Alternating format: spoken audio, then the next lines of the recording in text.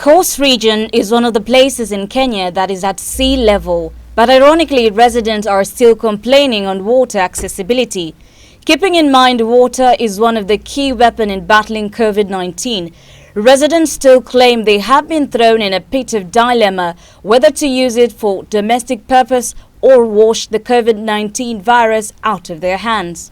However, the Coast Civil Society Reference Group has raised their voices on behalf of the residents through launching a report on access to water during COVID-19 in Mombasa County, asking the government to keep sustainability of their projects.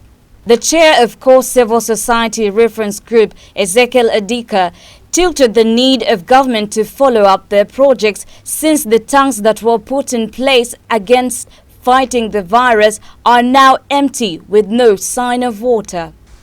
So the Coast Civil Society Reference Group met and set up a team that is made up of people and organizations that are here.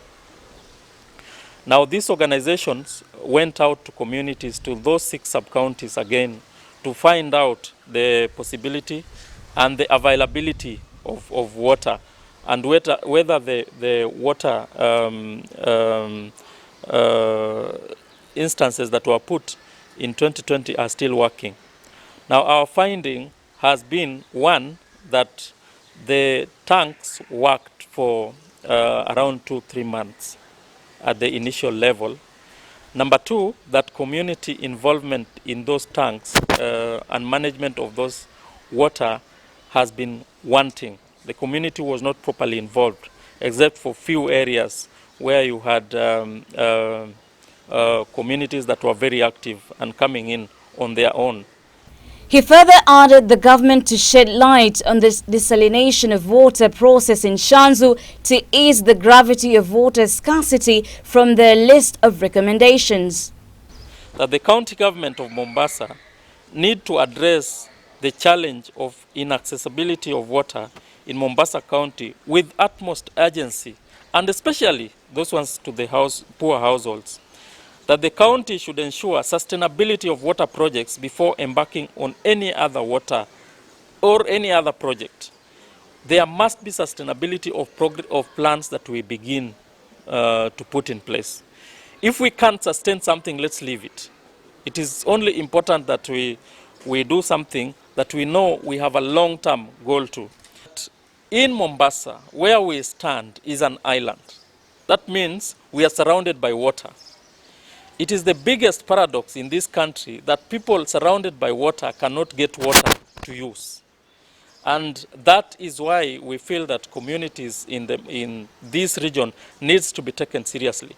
2, we also need to look at what amount of money have we put in provision of water since 2013 to date. Because every time you go to a public participation process, you find that water is a priority. Now, what have we been prioritizing? Because if you prioritize, means you allocate more money, means that you provide, the output needs to be seen.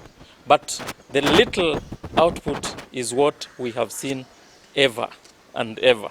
And so we continue to urge those in authorities at the county level and at the national level to do their part to ensure that the people of Mombasa have enough water for their use.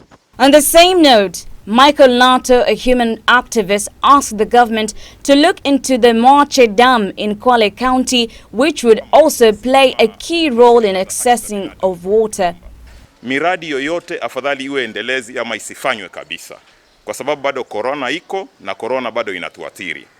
Na sisi tunasema kwa serikali kuu kwamba kwa sababu kuna upungufu mkubwa sana wa maji, ni vizuri wahakikishe ule mradi wa desalination ama kutoa chumvi kwa maji ule ambao ulikuwa uwekwe kule Shanzu wameweka tiki ili uendelee.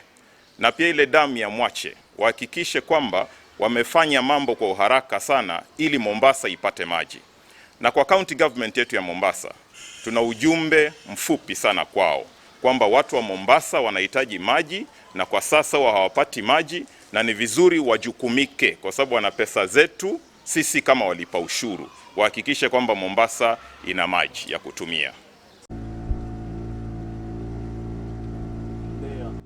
Reporting for Al Shifar TV, I'm Dalila Hamza.